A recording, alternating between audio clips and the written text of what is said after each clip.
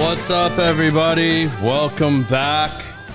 We got a loaded show for you. So for those of you tuning in, this is Common Sense, the podcast, where we talk about everybody's journey, where you gain the knowledge so that you don't have to make the same mistakes, because from mistakes, people have experiences. Once you have the experience, then you're less likely to make those mistakes. So we sit down, share a journey over a cigar, some bourbon. This week I have one of my really good friends that I've known for, it's got to be 15 years now, because I've been with Element for 15 years. So I've known you for at least 15 years now. But we met in 2010. Okay. Yeah, so 13 years at least. So everybody, welcome Brian Levy to the show. What's up, my man? Good to see you, man. Good to see you, man. Glad to have you on finally. Appreciate you having me on. Yeah, we've talked about this for a little while, but we weren't sure the world was ready for this yet. A little gun shy. I don't like talking about myself. I like talking about others. Yeah. But I'll do what I can.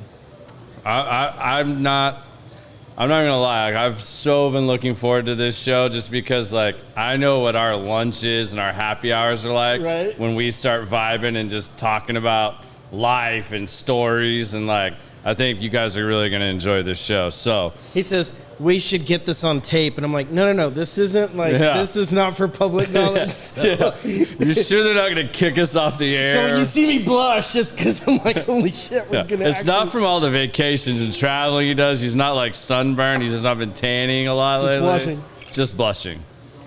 Well, welcome to the show, man. But I have been on vacation, so it's good to be back. Yeah, you're always on vacation. I get that shit a lot, especially at work. Right. You're always on vacation, or you're entertaining a client. Isn't that vacation or whatever? Have you ever? I love to ask estimator project managers this. Have you ever entertained a client? Do you actually know what that's like? It's work. It's work. Yeah. You have to put in work. You have to be on your best behavior. You have to cater to them. You have to take care of them. Some easier than others. Stay partially sober.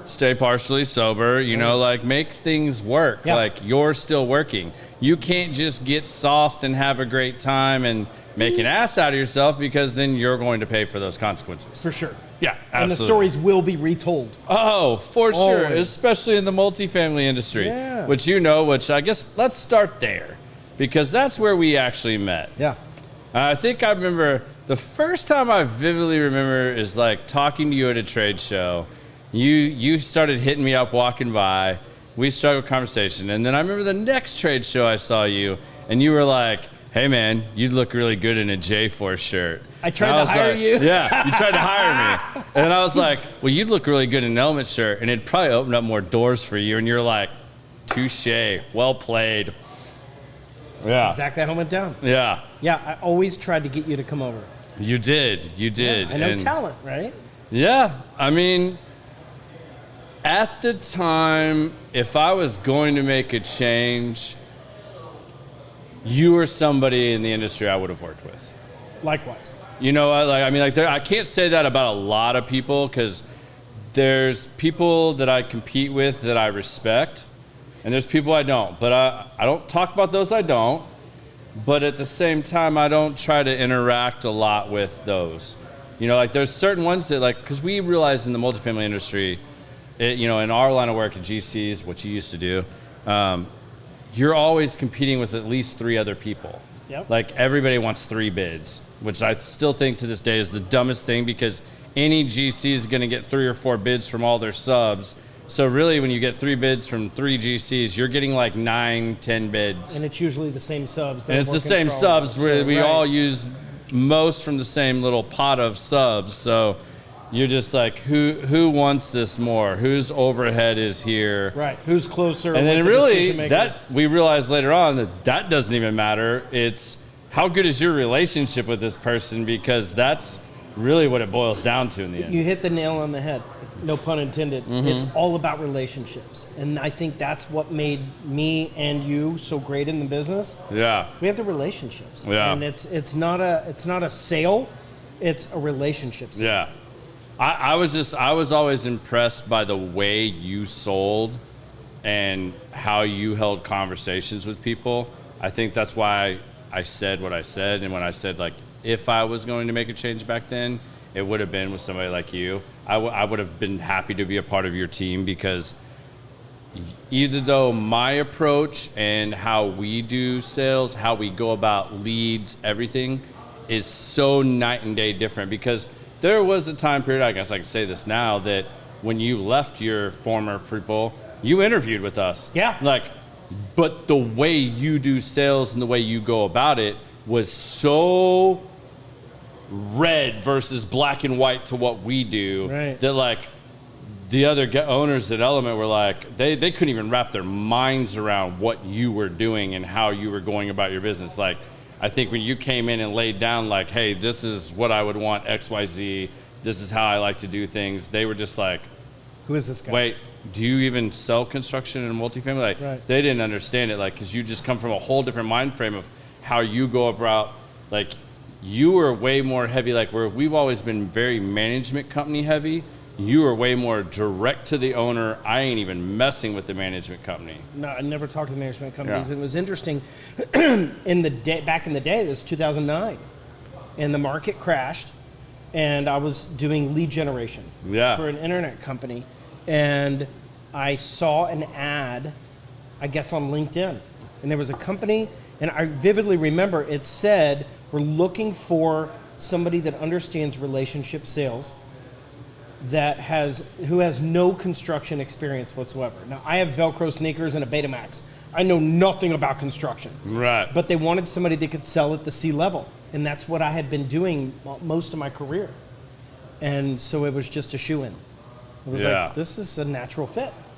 Absolutely. And I hit the ground running, and I truly had no experience whatsoever in construction or the industry. Well, and what's funny to me about that is it's almost I won't name a name. I hope you're listening, because one of our favorite other friends in the industry loves to go around and tell people, I know jack shit about construction. I worked in an asphalt team when I was in college, but I really don't know anything. I know people, but and I mean, I'll sell you whatever you need, but I really don't know anything about this. Right. But my team here, I'll bring my team in and they'll take care of you.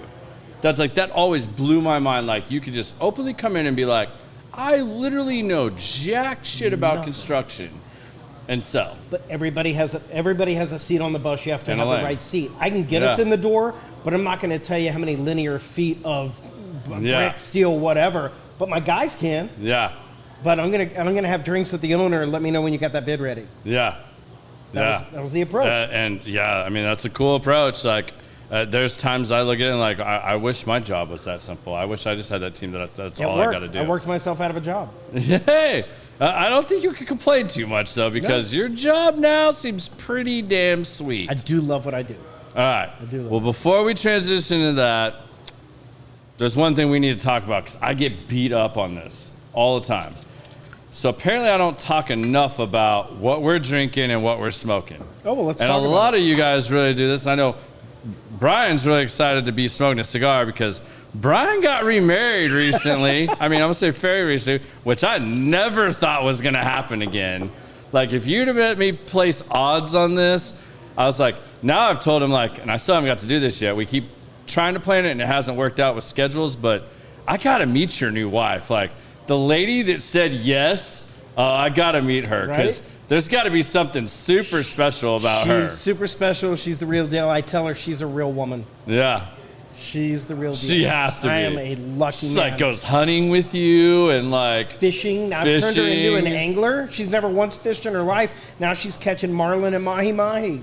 Yeah, crazy. You have what they call a unicorn. Yeah. A unicorn. You have a unicorn. I mean, I did that with Sarah. I got her into fantasy football, and my buddies were how do you have your wife asking you if you can go to Buffalo Wild Wings on a Sunday and get NFL Network and you Red have Zone. I hang out with Sarah. You have a unicorn also, and she shoots pool. Yeah, but if you told me this dude was going to find a unicorn, I'd have bet you money against this. The disclaimer is it did take 16 years. It did take 16 years. It took 16 years. That's fair. And you enjoyed all of those 16 years vicariously through me. Oh, man. You had some of the craziest, funniest stories for sure.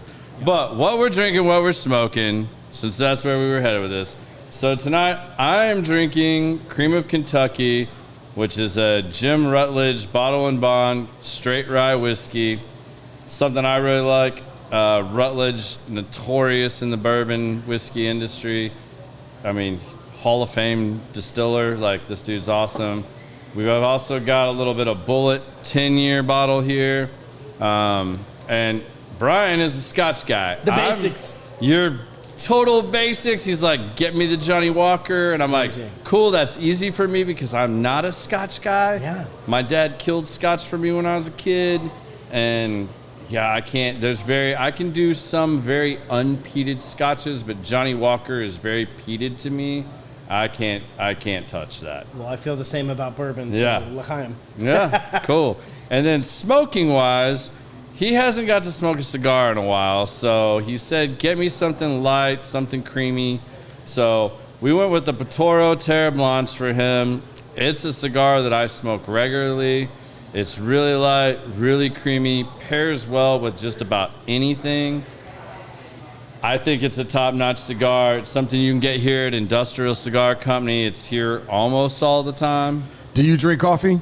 I do drink coffee. Phenomenal. We got to get him another one. Have this with your first cup of coffee.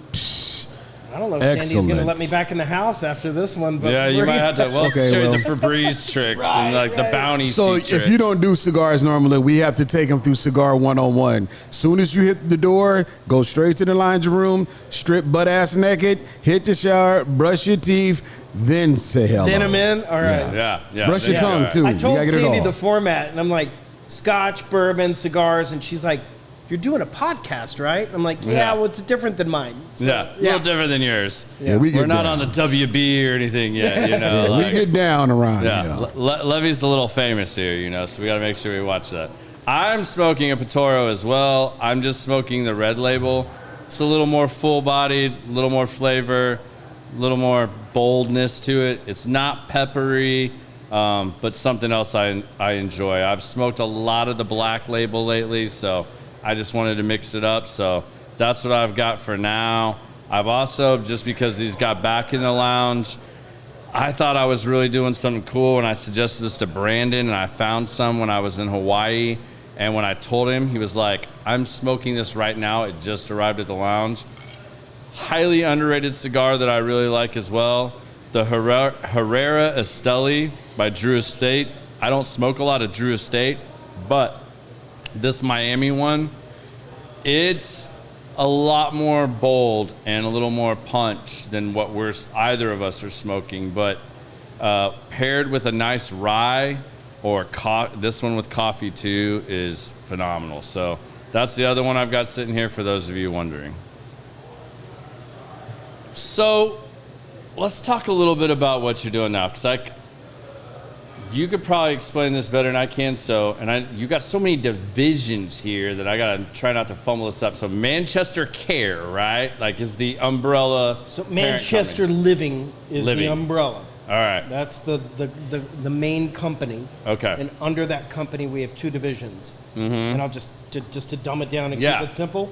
You come to us or we go to you. Yep. So we have Manchester Care Homes, 4 boutique assisted living care homes in Dallas. What's a residential care home? People say, well, what does that mean? Imagine, everybody knows assisted living, right? I mean, Yeah. we've all had some sort of Family member or something Right. that's had to be. Our concept is residential care, high level, very high touch care. So we have 4 care homes with 8 master bedrooms in each home. And I've seen these homes, like when he said these are nice homes, like they've bought estates, homes that are very well laid out, like in very nice neighborhoods that are like Preston well Hollow, kept, yeah. Preston Hollow type stuff. Because I mean, I know you and I shared some subs while you guys were doing different things for yes, certain things. the care homes, actually, we bought homes. Yeah. Like we bought a fire, Yeah. and then bring the home down to grade and build the home from Back up. scratch, because all of our homes, imagine a home in Preston Hollow with Yeah. 8 bedrooms and 9 bathrooms. You're not going to renovate a house and throw in 9 bathrooms. You've got to build it from the ground up. Yeah, so you're So- buying the lot basically. Basically buying the lot. In 2009, we built 2009 and 2010. We built 2 and 2, 4 homes with 8 master bedrooms and 9 bedrooms. Yeah. No, 8 bedrooms and 9 bathrooms. Each bedroom is an ensuite, bedroom, bathroom attached. Yeah. So if somebody, of course they can share a room if they're a couple, but we don't have any shared rooms. We don't have any Jack and Jill bathrooms. Most of the concepts for care homes in Dallas are old renovated homes with shared rooms and Jack and Jill bathrooms. It's a completely different concept than ours. Right. Or I say we're the Ritz-Carlton of elder care. Yeah. And if you guys know Brian, if he's involved in it, it's definitely at that level. Top notch. Top notch for sure. So you asked me how I got started. My grandmother was a resident in one of our care homes. Okay. And I knew nothing about it. I was actually in construction at the time. Yeah. And my kids and the owner's kids are friends. And we were at a Y Guides, Boy Scout camp out. And he looked at me and he says, I know you. And I said, no, you don't. And he said, yeah, I've seen you at Manchester. I'm like, oh my God, you do know me. How did you, what's he says, that's my house. I'm in the assisted living business. I'm like, oh my God. So he knew my grandmother better than he knew me. Right. And so we became friends, the owner and I. Yeah. And that was about the time that I was easing out of multifamily construction renovation. And he said, I was trying to figure out my next move. What am I going to do next? I love the industry, but I'm not with that company anymore. And he said, I'll back you. Let's go. Have an opportunity to someone that believes in me is hang out a shingle. Yeah. And so I started building my own company, doing the same thing, different clients, different everything. And we got going. And a couple of years into it, the assisted living company was doing really well, but the homes were full. And we had a family come to us and say, we want a room in this house, but you're full. Mom's still living in our living room. Can you send somebody to our house to take care of her until we can move into your house? Quickly realized that's a business in and of itself. Mm-hmm. Hence the we go to you. So we got licensed as what's now considered PAS, Personal Assistance Services, in the state of Texas. Okay. Got licensed as an agency to provide in-home care. That company, we were growing 30% every year. Every year. Yeah, I mean, it's booming. You have a very large of the baby boomers and stuff like huge, all getting to that age where now they need it. Their parents, if they're still around, definitely need it. And, that's right. And the market is like, there's not enough of what you guys actually do. There's not enough. Yeah. So you come to us or we go to you. And I'm a believer, if you can afford this, age in place. Stay home. Yeah. You don't need to go anywhere. We're going to have caregivers come to you. And so that's kind of my main focus these days, is to grow that division. We just opened an office in Fort Worth, soon to be San Antonio, Houston, and Austin. Awesome. And we're off and running. That's amazing, because like, and this is something I want to tell to anybody that's following that is in sales, how important it is to answer your phone. If you ever are with this guy, like, I can't believe, like, he legit, when I told him he had to put his phone on silent for the show, he almost had a panic attack. He's like, I don't even do this on airplanes. And that's a bold statement for him. Right. But like, I'm not kidding. This guy's phone rings non-stop. I mean, an average hour lunch for us, I bet you end up having to take 8 or 9 calls, minimum. And like, you can't afford not to, but like... Do you remember the other day I told you my analogy? Yeah, and this is awesome. Like, that's why I mentioned this, because I want you to share this, especially for all the salespeople that listen to this, because sometimes in sales, like, it is so important that you take that call one way or another to step out. And having the art of being able to do that, even when you're in a meeting or a lunch meeting. Fishing boat. Or a fishing boat. First of all, I'm excited my phone's ringing. No one's invited me to lunch. They're calling because they're in crisis mode, right? Mm-hmm. But I told you this story, and I'll share it with your audience here. When my phone rings, it's kind of like, for elder care purposes, it's kind of like somebody that needs a plumber. They're in crisis mode because the toilet's overflowing, They're going to call plumbers until someone answers. Yeah. Well, it's the same thing with elder care. They're just going through the list because they don't know who to call. Yeah. And oftentimes I get, hello, is this a real person? Whether it's Sunday morning at 8:30 or Tuesday night at 9:30. Yeah. Hello? And I answer my phone. I was in a meeting with our boss, my CEO, a couple weeks ago, and he knows how I am with my phone. You know, I'm looking at him and I'm looking at the phone. I'm like, oh my God, oh shit, what do I do? And he was watching me. He's like, what are you going to do? And I said, hold on a minute. I answered the phone. Gentleman told me what he was calling about. And I said, let me tell you something. I'm almost out of a meeting. Can I have 15 minutes? I'll call you right back. And I looked at the timestamp. 13 minutes later, I called him back. He had already hired another company to take care of his mom. We're a dime a dozen. He didn't know our differentiating factors. He didn't know who we were compared to any other company. I never had a chance to tell him. Never got the opportunity. So I answered my phone. Yeah. And I mean, you guys are at a point now where you've partnered up with people and you're building a reputation now that, like, I mean, you guys are on the WB, you're on the nightly news. I tease you because it's fun. You know, did I just see you on like Good Morning Texas? Like, seriously, Levy, what are you doing? Right. Like, only you. Like, you're like the celebrity hound. Like, I joke with you all the time. Like, if TMZ hadn't have been created, like, when it was, and you had that opportunity, you would have been the perfect TMZ. I missed my calling. You totally missed your calling. I still believe that to this day. Yeah. As good as you are at all the other stuff you've done and put your hands on. If I could monetize that skill, yeah. But quite honestly, and this is interesting, I use that as an example of how do you get in the door? How do you get backstage? How do you get into Oscar parties? It's sales. Yeah. It's don't bullshit a bullshitter. Let me tell you, I belong here. And act like you know what you're doing, and you're in. Yeah. So. Yeah, it is, and this sounds like bullshit, but like I'm telling all of y'all, like he is a master at this craft. Like that's where, like, when I saw your sales tactics and how you operated, I was like, God, I could learn so much from this dude. Like you legit have it down when it comes to that stuff. Like it reminds me of, like, at first, it just reminded me of when I was really young and my neighbor was mentoring me in sales and stuff. And he was a guy that was doing like big mergers and acquisitions and stuff. And like, I was just fascinated watching him do these deals. And like, we set up all these little subsidiary bullshit companies to like mom and pop things, like take care of your honeydew list and all this stuff. And I did that for like 2 years with him.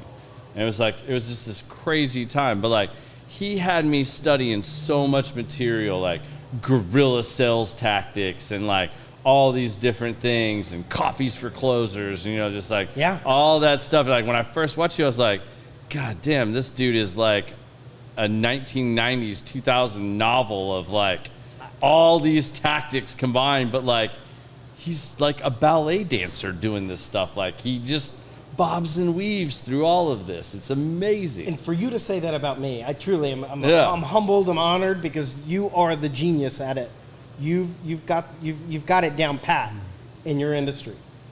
You've built that. Well, I appreciate understand relationship sales. Yeah. Hence, look at your business. Yeah. You've reached that level of you've got it.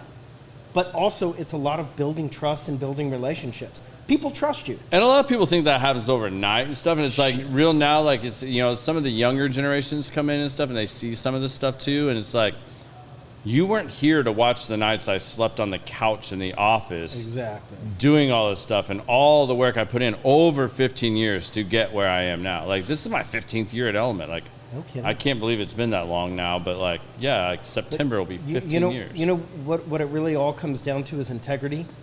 And you built your book of business on you, which is integrity. Yeah. You do the right thing always. And I know Element does that. Yeah. Awesome. Thank you. I appreciate that. wanted to trade shirts and get you onto my team because mine would have opened up more doors. I still stand behind that. It's integrity. It's integrity. My shirt's still around, for the record. I'm not. Is that shirt still around? You know what I mean, I can't believe I'm going to tell the story. You know what I did with my shirts?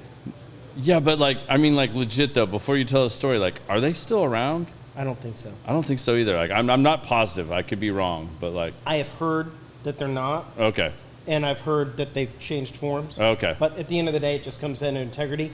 There's a really, really nice homeless man who panhandles at LBJ in Preston. I know, I was just right by your office. So, yeah, right by my office. Yeah. And this man has the nicest attire of any homeless man in town. He has $200 polos logoed with X company's name on them. Pullovers, polos, the whole thing. Umbrellas. He has a whole new wardrobe.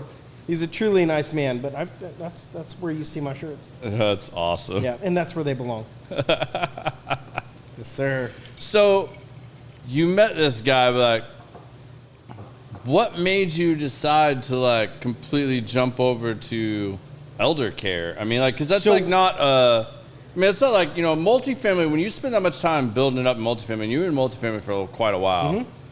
Like, most people bounce around or can bounce around in multifamily, but they're still in multifamily. You completely exited, left field. Like, you're like, out, I'm doing this now. Like, what made you jump to elder care and find a passion with that? Because, like, I know you have to passionately believe in something to sell it.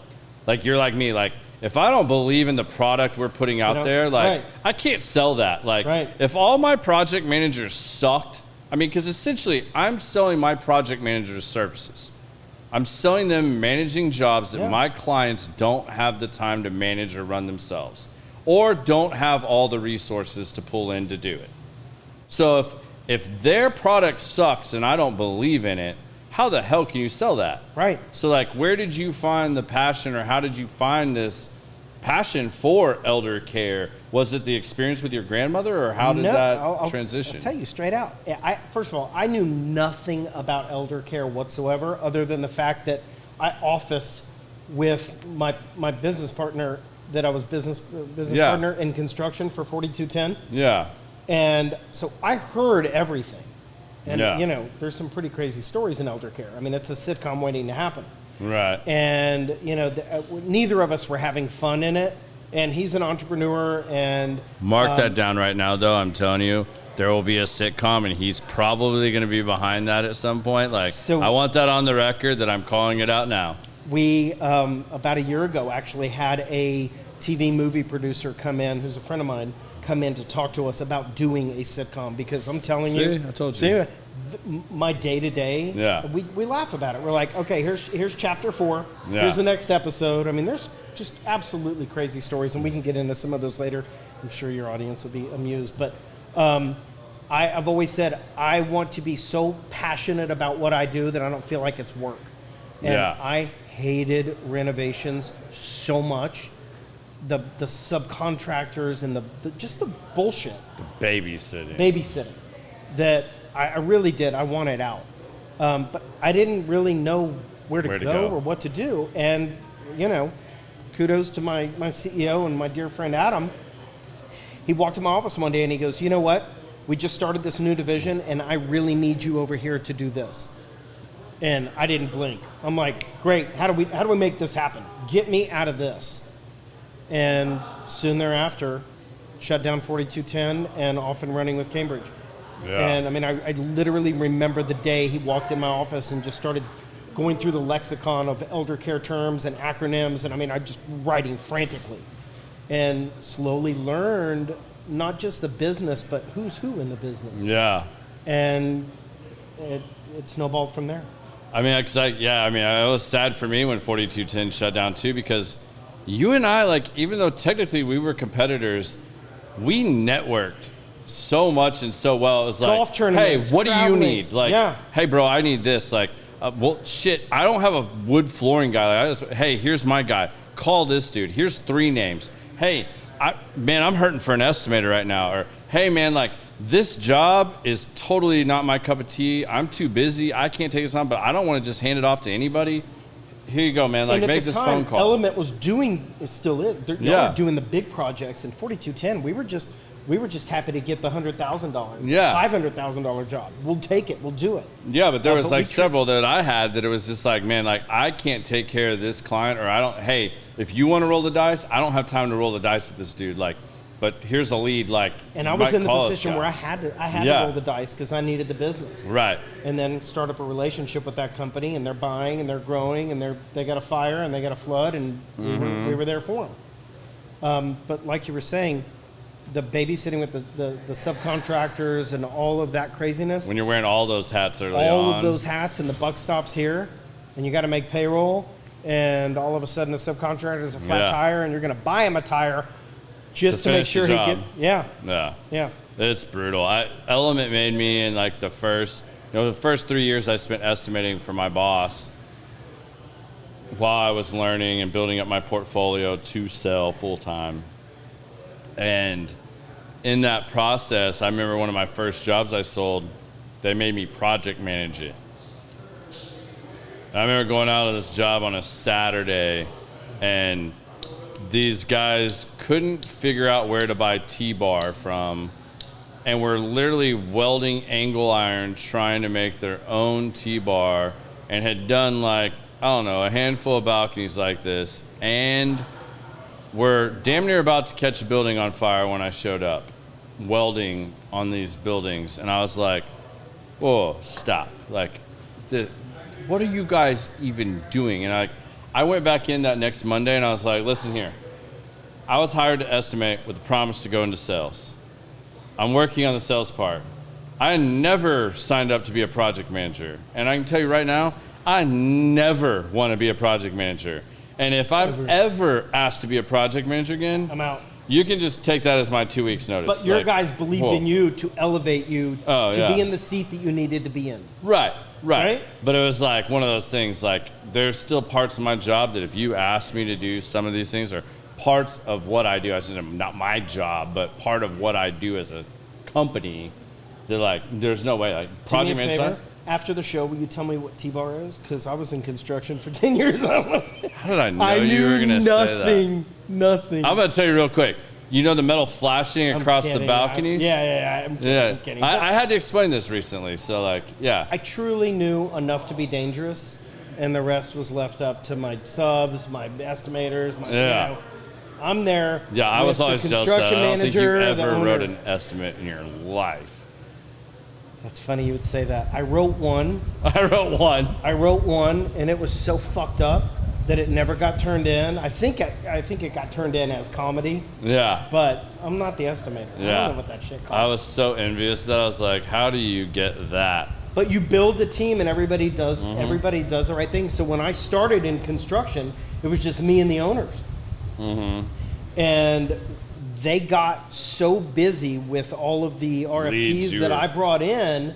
We were up there on a Saturday one day, and they were like, dude, we're not your bitch. Go hire a team. We're happy to build a team out, but we're not going to do all of this every weekend. And that's when we started to build a sales team of account managers that are going out there. So I would tee it up, and I would just lob it to them, one after the other. And that's how the company was built. Man, that's so wild to me. I took that model and I brought it over to elder care. And now I have a team of the most amazing, really empathetic people that can work with people on a level where it's authentic. Yeah.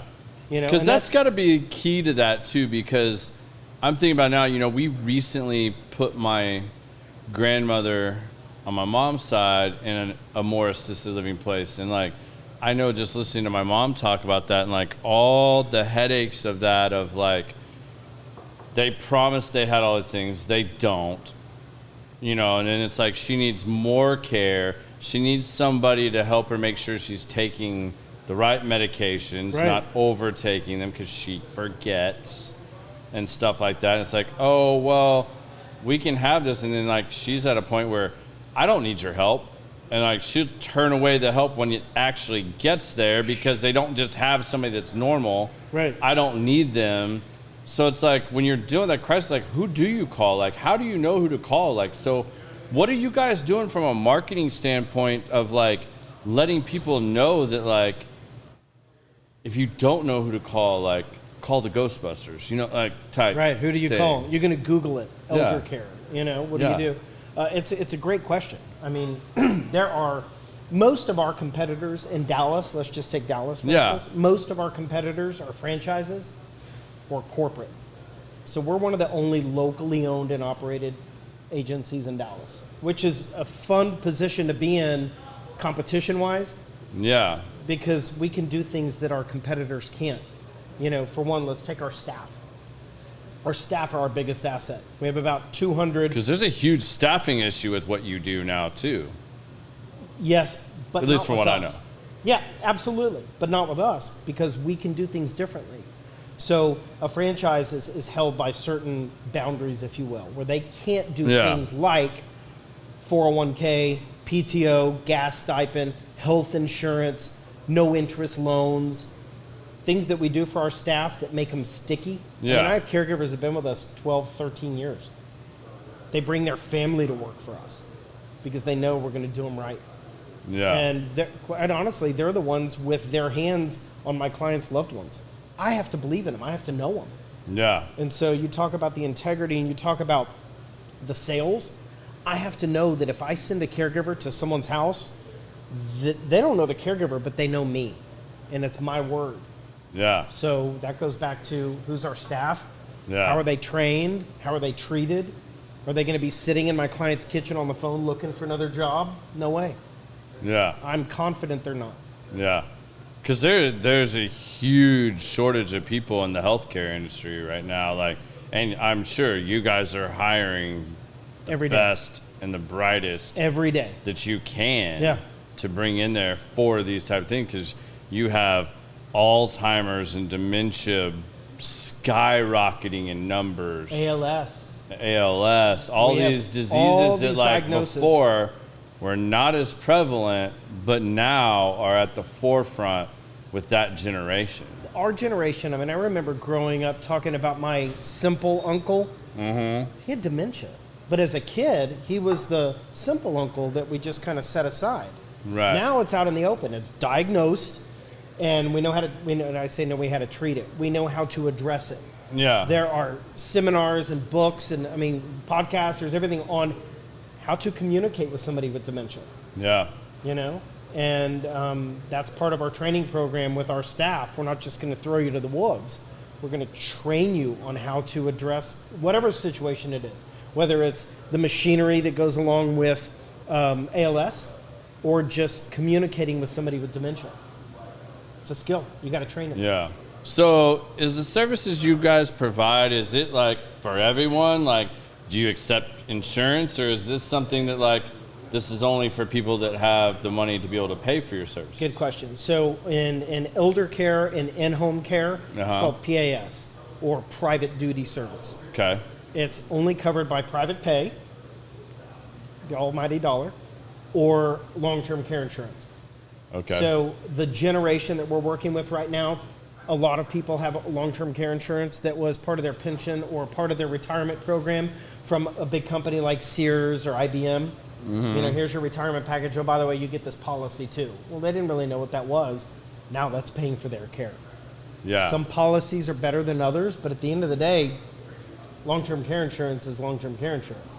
So it's either supplementing what they're going to have to pay or they're just going to cover it all. And that covers our care homes and our private duty service. And the rest is just private pay. And we've built a reputation in Dallas where we do serve the affluent clientele.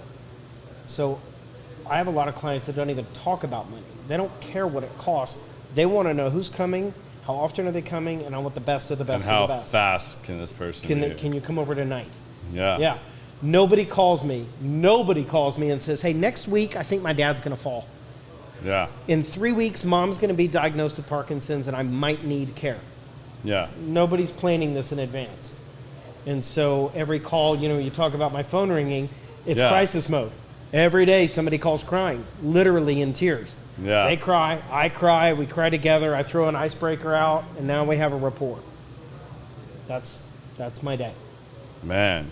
So how do you think we do a better job, or like people our age planning for that, like to be able to have that kind of care? Because I think everybody goes into this. I mean, like, I realize how little of a job I've done preparing for retirement. You know, I'm only 43, but like that ain't that long, man. Like, I need to around the corner. So like jump on it, like stuff like that. So like, what do you think people our age need to pay more attention to or look into that would help them? Because like, I think a lot of people that hear what you say would be like, oh yeah, that's what I want when I'm at that point. Right. But can you afford that? Or like, do you have the private funds to do that? Or how do you prepare yourself to be able to have that kind of care? Plan. You have to know not just your funds, but what are your wishes? You know, there's a program, a national program called the Conversation Project. I encourage all of your listeners to look it up. Conversation Project. The Conversation Project. And essentially, the premise of the Conversation Project is don't guess. Everything from if mom is incapacitated and is dying, what are her wishes? To die at home? To die at the T. Boone Pickens Hospice Center? To die in the hospital? To go to the lake and go off in a boat? Like, what are her? Do you want to die at home? Okay, let's just dumb it down. Yeah. If you're going to die at home, fine. I honor your wishes, but let's get a little more detailed. Do you want to die in your bedroom or in the living room? Do you want to die next to the window or no sunlight? Do you want your glasses on or glasses off? Do you want your teeth in or your teeth out? Do you want your grandkids present or do you not want them to know it all? All of those things, you don't want to guess when, oh my God, now I'm got mom home and she's dying, but what does she really want? It's all laid out. Yeah. And that's just part of planning. You have to plan. And of course, finances come involved because nothing about elder care is inexpensive. Yeah. I mean, let's just take briefs, for instance. You ever priced Depends? No. They're expensive. I'm sure they are. I mean, you hear people talk about diapers. Right. I don't have that's kids. That's just one element of elder care. The meds, the briefs, the hospital bed, the walker, the bedside commode. It adds up. The shower, all the bathtub that you can walk in and out of. The care. The caregivers. You know? And then you start thinking about, well, we're going to save money. We're going to go private. This is a big conversation right now. We're going to go private. We're going to save money. Oh, well, the private caregiver that we hired stole mom's china because we didn't background check her. Or the private caregiver that we hired, she's amazing, but she got a flat tire and no one's here today, so now I'm changing mom's brief. You got to think about all of those elements that go into putting a plan together. Yeah. Plan. You got to plan.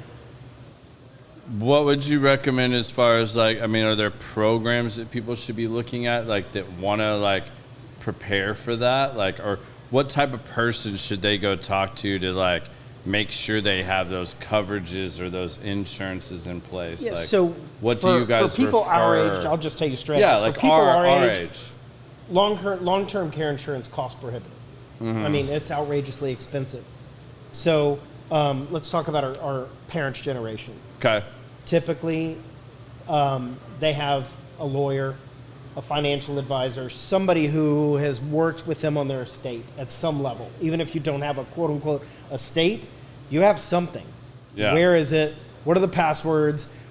Who's the medical power of attorney? Who's the fiduciary power of attorney? What sibling is going to be in charge? I mean, my biggest nightmare is when I get a phone call from a sibling, and there's 6 of them, and they're all in charge. That's a nightmare waiting to happen, right? Yeah. So, my first question is, hey, is there a power of attorney in place? There is? Great. Can I have that person's phone number? Because at the end of the day, that's the decision maker. Yeah. So pick a decision maker and tell them all of your wishes.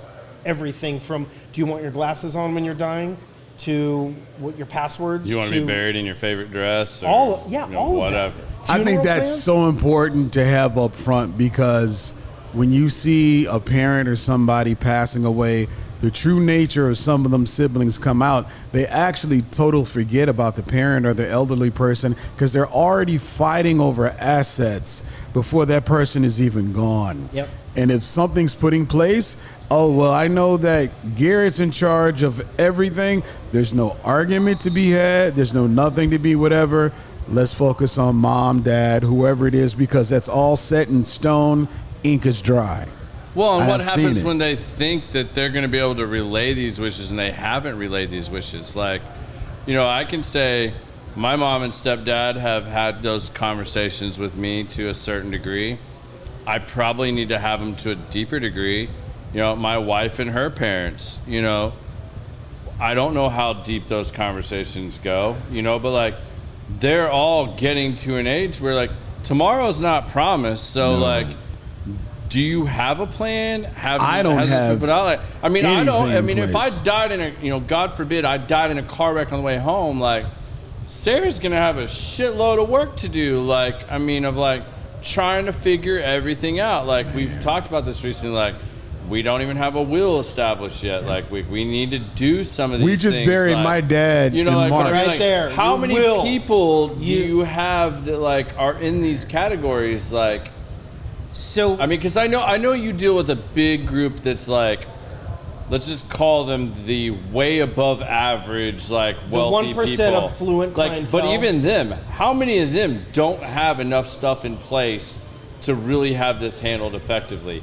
But they have the money, but do they really have all this other stuff laid out? They have the money, but do they have the plan? Yeah. It's interesting. So let me give you a little insight in our world. Okay. Once you're incapacitated, meaning once you've been diagnosed with with Alzheimer's, dementia, whatever it is, you can no longer make decisions for yourself. And so I find myself in the position to educate the adult children. Y'all don't need to argue about money because whatever your folks have or haven't left you is locked in. Mom cannot change her will. And I had this conversation not long ago. I had a resident in one of our care homes, and we were talking to her about hospice and trying to explain to her the benefits of hospice. You pay into Medicare your whole life. Yeah. At some point, it's now your turn to get back, right? Yeah. Hospice pays for everything from a bed, hospital bed, to a bedside table, to medications, not all meds, but most meds, to briefs. All that's expensive, right?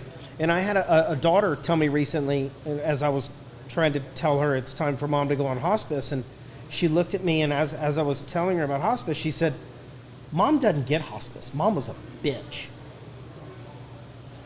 And I'm like, excuse me? I totally caught off guard. I'm like, this is not a time for revenge. Like, we're now helping your mother exit in a peaceful way with dignity.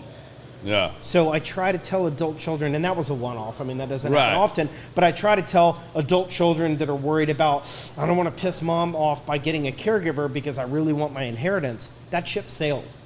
Whatever mom gave you or didn't give you is not being changed now. Yeah. So make some good decisions on her behalf that you can live with. Yeah.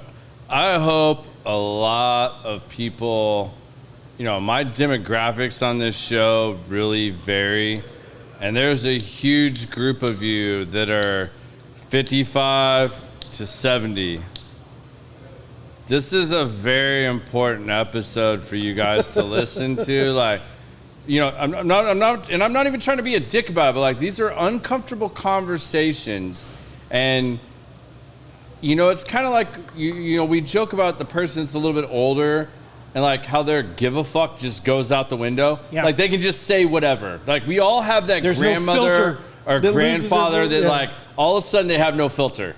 They can just say whatever and you're like, whoa, that's not appropriate. You can't say that anymore. And they'll go, I don't give a blah, blah, blah, blah, blah. Like, but you need to like think about these things because what happens the morning that you wake up and now you can't do these things? Maybe you can't speak. Maybe you don't remember your name. Yeah. Like that doesn't just happen over time. Like, I mean, it does happen over time, but like it doesn't, it's not like, oh, that's coming in a week. Like I'm still good now. I better go take care of all this now. Like you need to have some foresight and to like, make sure your kids aren't fighting. Make sure your family's not fighting. Like set them up for success. Yeah, so to that help it's you easier. when you can't help yourself. Yeah, when you can't help yourself, be able to allow them to help you without them having other battles and fights. Especially if you have money. If you have money, like you definitely need to make sure this is. Without saying any names, I'm gonna say that like my younger brother, to be specific now, it's so weird I have to say that now. You know, I found out I had an older brother 4.5 years ago. Like, it's so weird. I never had to specify which brother before. Right. I catch myself doing this all the time now. But my younger brother, his best friend's dad and my dad died within like a month of each other. Oh, wow. Like, they both in their early teens or 20. I think my brother was like 21 when he was 21 when my dad died. So like they both lost at like 21, they lost their dad. My brother's best friend then turned around and lost his mother like a year later, my brother's best friend. So he lost both his parents. Now, both of them were in really good health to the common eye. They were highly affluent people. They were doctors or like in the medical field. Like, and that all happened within like a year and a half, let's just say. We'll call it 2 years. Within 2 years, he lost both his parents. You would think that like between them and their children, like this stuff was all laid out. If this happened, this wasn't expected. Well, then it happened. Like the amount of fighting, civil wars that took place and family stuff was, I mean, I can't even make this stuff up. It was so horrible. Like, I've never felt worse for a person. What's like, the adage? Money is the root of all evil. Yeah, but I mean, like, even things that were just materialistic things. Like, I'll tell you one, like, his dad had bought him a Mont Blanc pen as a graduation when he got his 4-year degree from the school he went to. I'm not going to say some of these things just because I want to leave this person some privacy in case anybody's trying to figure out who I'm talking about. But while he was at his mother's funeral, family members came in and robbed their house. Like, this pen got taken. Like, all the money and stuff that got taken out of the house, like, he didn't give a rat's ass about this. Like, he still had money. It was sentimental. It was sentimental. Like, it was the last gift his dad gave him before he died when he graduated. Happens more than not. Yeah, that's what I'm saying. Like, just little things like this. Like, that's not a little thing to belittle it, but something like that. And I remember, like, watching him send the text, like, I'm telling you what, you have X amount of time to bring me back this pen in whatever way, fashion, shape you want. Put it in my mailbox. Right. Have a courier bring it. I don't care. But if that pen doesn't come back here, I'm not going to tell you what's going to happen next. It's like people are not prepared for these things, and you don't think it's going to happen to you, and then this shit starts happening. Like, you know, you want to put 2 sisters or 2 brothers or whatever it ends because one thinks because of their experience with mom or dad. You know, just in my own relationship with my mom and dad, my younger brother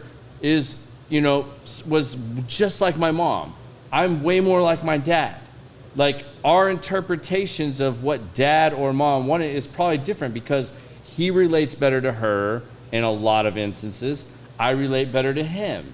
You know, like, sure. But then if they were both incapacitated in a bad car wreck or something, we'd both probably have differing opinions of like how they wanted those moments to go or whatever. You know, fortunate I haven't had those situations, right. But a lot of people do. Like, take the time to like figure these things out and like actually have a plan. Have a will that like specifies things, or at least put the people in charge or the person you want to make those decisions for you. Who is the best person to make those decisions for you? Have a plan. Have a plan. Always have a plan. Like, don't rely on it just like, oh, well, my family's going to do the right thing. They know me. But hold on. It's not just the plan. Let's take it a step further. Yeah. Who knows your plan?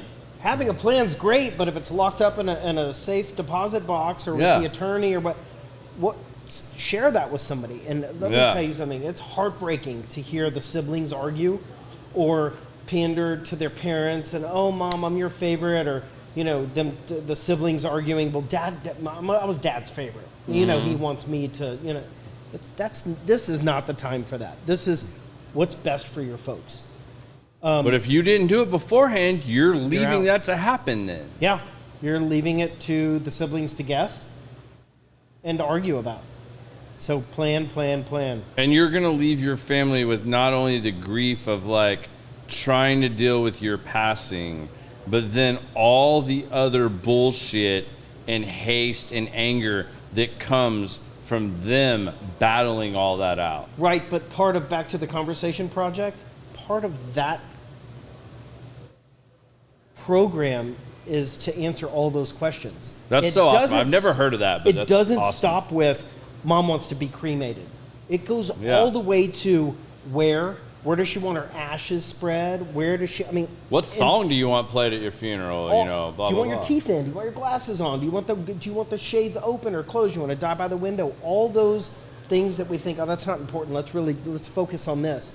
All of that's really important because it's important. Does this cost anything for people to do? It's a free. They can go in and fill this out. You could actually download the form, if you will, on the Conversation Project. I think it's theconversationproject.org. Google it. I'm not Google, but it's very, very well known. That's awesome, man. I mean, I think that's great advice for people. Like, plan ahead. Yeah. Don't guess. That's awesome, man. So, what do you think about the current state of healthcare in the U.S.? Like, and how do you guys battle that? How do you plan for that or deal with it? Because, you know, like, there's a lot of battles going on now about, do we go to universal healthcare? Do we stay with what we have? Obamacare happened recently. You know, I wish I could tell you all of my thoughts on that. My world is so focused on private pay. We don't take Medicare. We don't take Medicaid. Yeah. We don't do any of that. I will tell you just from my minimal knowledge of it, it's not pretty.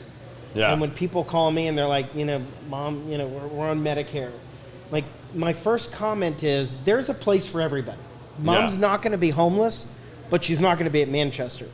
She's going to be in a shared room with a curtain down the middle. Yeah. With 25 to 1 ratio, with untrained staff. I tease mine all the time, telling her I'm going to put her on one of those cruise ships that they do for retired people, where they can just like sail and like, hey, they'll come check on you, your room and stuff. I'm sure that goes. You're going to travel the world, Mom. Right. Like, and there she is on her wheel going, right? What did that motherfucker say? Right. Yeah. She's on vacation and like, I think they're in the Smoky Mountains right now. So she's probably watches. She's probably going to start commenting here in a little bit like, this asshole. Like, we're changing this all right now. Right. I'm going to the page right now and filling this out. It is not pretty, but at least it's something. I mean, you know, this is America.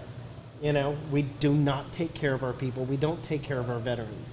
No, we don't take care of our elderly. It's horrible.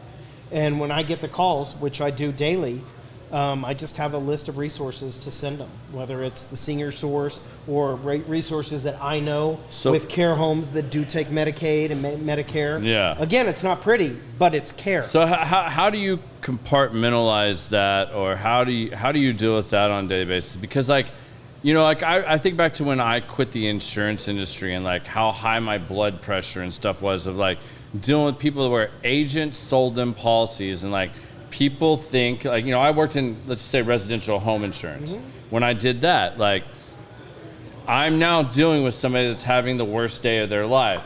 Their house burnt down. Their house was destroyed. They had a flood. They, you know, whatever the case be. And they're like, but I bought insurance.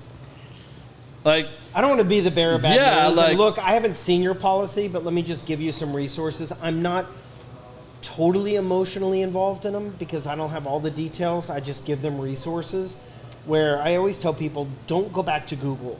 You know, call me. I have resources. Don't be a WebMD doctor. Right, exactly. Yeah. I have research. I have a house list. Yeah. You know, I have a list for whatever you need. If you need DME, you need a hospital bed, you need a wheelchair, you need care at home, whatever it is, home health, hospice.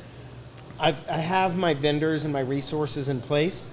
Some take Medicaid, some take Medicare, some take long-term care insurance. Most are private pay. But there's care out there. Yeah. It varies on one level. But how do you compartmentalize, or how do you deal with like the people that you can't even help? Like that when you get those calls, I know you don't just get the calls where it's like somebody you can help. You get a lot of calls where you can't help. Right. I always say I'm an unlicensed social worker. I have to put on my game face and focus on the task at hand, right? The task is this person is on Medicare, Medicaid, their budget. So I get a lot of calls that, you know, with people that want to move into our care home. Our care homes aren't cheap, right? No. And we're the Ritz-Carlton of elder care, but there's still a Homewood Suites down the road with a nice bed, a secure room. It's still a nice hotel. It's not the Ritz, but it's still a secure hotel, right? Yeah. Well, it's the same with elder care. There are plenty of really nice care homes or assisted living facilities in the $2,000 to $4,000 range. Yeah. That people can't afford. So there's a place for everyone. Okay. Yeah. But I am truly an unlicensed social worker. Every call matters, no matter if they can afford us or not. What's up, Lee? Hold on. I want to. He wrote me a pretty long one here, so I want to make sure this. So Lee, one of our regular listeners, said, "This is so real. My wife and her sister will be going through this. We don't know how to convince her parents to put someone as an executor, and the person they did have has passed away. So what do they do if the parents don't change the executor that has passed?" It's a good question. I'm not a lawyer, but I play one on TV. Yeah. You're on TV right now. I know, exactly. Seek advice from a professional, a lawyer. Yeah. I'm accustomed to working with adult children your age that have aging parents. Well, your aging parents have somebody... I'm sorry, Mom. He just called you aging. Right. Sorry. But they have somebody that they're working with, whether it's a wealth manager or an attorney or clergy or somebody that knows their situation that can help guide them. The advice I give adult children, which is interesting, it's usually the daughter-in-law caring for her husband's parents or working with seek professional help. There's got to be a lawyer involved, at least drew up a will or something that would be a good starting point. But there has to be a decision maker. So if something ever happened, here, guys. My mom just said, he called me old. Yes, Mom, Forgive he me. did. I did not. Right. Brian did. Age is all relative. Brian My mother's is not invited to Thanksgiving dinner. I'll let him know. My mother's watching as well, and she is not old. There's somebody somewhere that has their hands on their affairs. Seek help. Absolutely. Get somebody that has professional and ability find to a help decision maker. Yeah. So when you can't make a decision, somebody knows your wishes. Yeah. It's important. It's really important. It's so important. I truly hope that like all of my family, like my mom, my stepdad, I know my mom's on here because she's commenting on here, but like, even my relatives and my in-laws and, my extended family, like this stuff is so important, and you don't want to be in the position when it's too late. Like, put these things in place so that your children and your family do not have to question what you want when you can't tell them what you want. Don't leave this up to a roll of the dice or assuming that they're going to know what's best for you or that they're going to agree on what's best for you. Like, because when that stuff's happening, everybody's in panic mode. And I'll tell this from my own personal experience. I was 24-year-old when my dad died. My dad, Getting all emotional. I'm going to try not to. But, when my dad died, my dad had already had a heart attack that he shouldn't have lived through when I was like 15, right? They told him, you will not see both of your sons graduate high school. All right? Well, my dad was still a very overweight man. So, and back then in the mid-90s, they didn't know everything they know medically about heart disease and everything else and how to tell you to do that. Like, well, walking around at 350 pounds, like, they got you to quit smoking. You're not going to give up your drinking because, like, you're like, if I can't live my life the way, quote, if I can't live my life the way I want to live my life, then I don't want to live my life. All right, fine. Heard that 1,000 times. And you know what? The older I get, I understand that to a certain degree. And that's fair. You chose that. But, like, we couldn't go tell him, like, they said, like, all you can do is walk. Well, when you're 350 pounds, just walking and not changing other things, you're not going to lose the weight you need to for your heart to have a chance. Now, do you want to be the family member that goes and tells him, cool, come to the gym with me, start working out, and then he fucking has another heart attack on a treadmill because he's doing more than just walking and he dies? Can you live with that? Are you gonna be able to carry that burden down the road? Probably not. None of us were willing to make that decision. Right. But I can tell you, so the night before my dad died, my brother had never learned to play spades, right? I was supposed to go stay with my dad, hang out with him. I decided to go to a poker party. My little brother wanted to go up there and spend time with him, and I was like, you know what? I'll come up tomorrow. I'll come see you a little bit before I go to this poker party and hang out with you, which I did. And then my brother came up, and then I left the two of them. I went and played poker that night, right? My little brother stayed the night. My dad taught my brother, who finally had an interest in learning how to play spades. My brother now has a tribute tattoo from here to here of spades that's a tribute to my dad, right? Well, if I didn't back out of that, he wouldn't have got that opportunity, right? But I passed on spending the last night with my dad alive, right? That weighed on me for a long time. The next day, my dad actually had the best day he had had in months, and all his levels finally got to where they needed to be, that the following morning they were going to put his pacemaker in. So when the doctor announced that the next day and said, all right, we're going to maintain him here through tomorrow. Tomorrow morning we're going to put his pacemaker in and he'll be home soon. So my dad's parents, my dad's sister, my mom, all of us went home. Like finally a break. We're going to shower. We're going to eat. My dad said, pick me up. He told my mom, pick me up a milkshake or something on the way back. I'm tired of eating this bullshit hospital food, whatever. I'm at home showering, going to go see him to go play poker. I'm going to go see him before I leave. My brother just stayed the night before with him. I'm going to go see him for a little bit. I get the call driving up there that he's passing. First person there. They worked on my dad for 30, 45 minutes. I'm the one that finally had to say to my mom, his parents, and my aunt, and my brother, hey, he's been brain dead for like 45 minutes. Let him go. All they're doing is pumping him full of drugs, and even if he comes back, he ain't gonna be the same. Right. And we all know, he said, if I can't live my life the way I want to live my life, I don't want to live my life the way. I don't want to be a vegetable. If I can't at least live my life this way, I don't want to live. And I had to like raise my hand and say that. Mm-hmm. Don't make your child say shit like that. Like that fucked with me for years. Has to.